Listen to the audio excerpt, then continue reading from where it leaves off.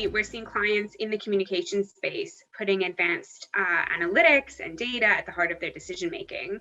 What lessons do you think communications can learn from other increasingly digitalized industries?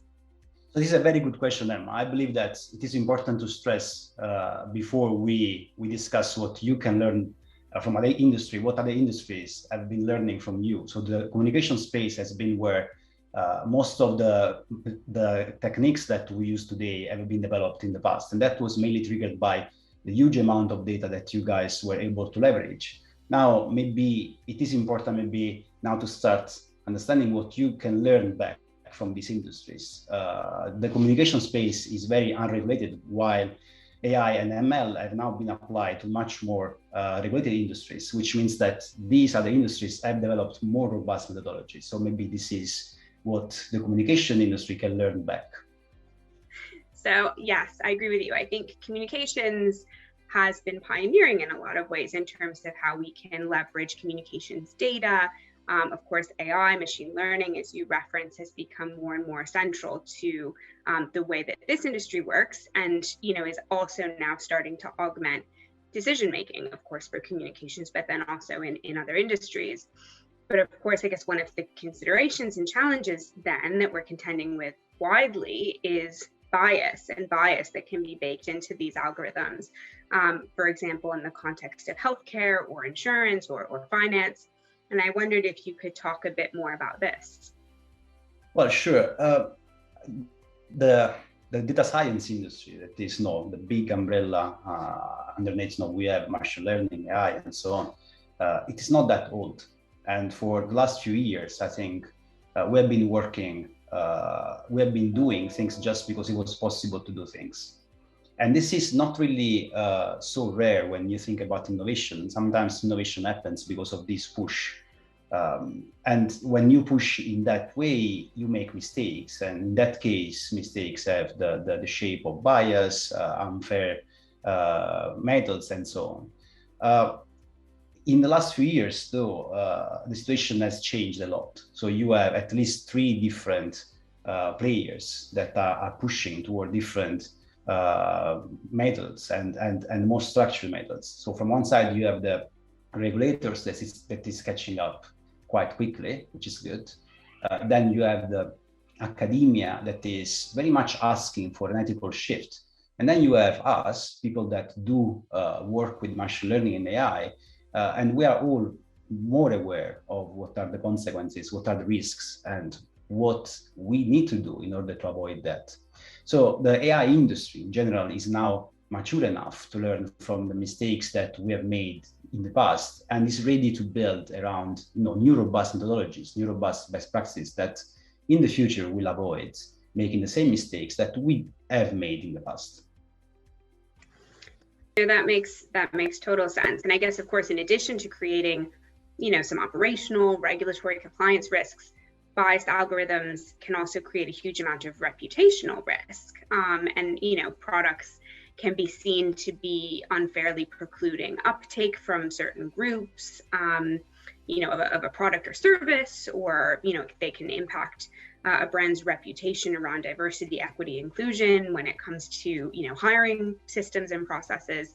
So how can companies and communicators in particular mitigate this as a reputational risk?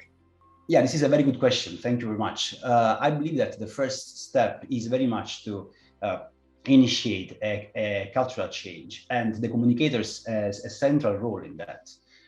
This cultural change is needed because we need to avoid box-ticking exercises. We need to make sure that the industry starts, our clients do start a review process that is going to review all their decision-making processes. When it comes to machine learning and AI, leaving the process to technical people alone might be a risk. You need to have people that understand what are the potential consequences of deploying a model, and these consequences can transcend the knowledge of a computer scientist, a machine learning engineer.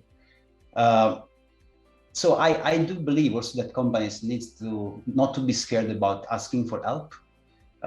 Sometimes the team that has developed the algorithm is not best place to audit the algorithm, to assess the algorithm, and sometimes the skills are not the right one.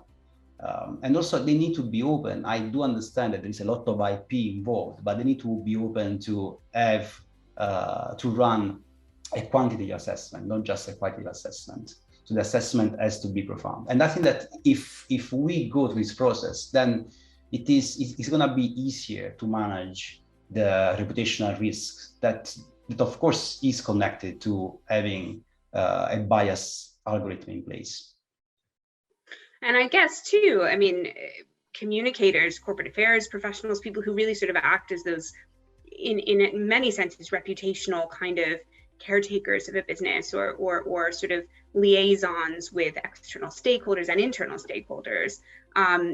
They are particularly a group that's well placed, I think, to be part of that audit process, consideration process from an early stage, given that they will be very well attuned to the environment in which they're operating, stakeholder priorities, concerns, perhaps criticism that's already been leveled at peers and competitors as well. So I think they actually, I agree with you, have a crucial role to play in that process, even though they're not technical. So at FTI, we also have a number of data and analytics approaches specifically designed to help communicators better understand this sort of broader operating context, where there's reputational risk or opportunity, and also predict what communications will land best with their stakeholders.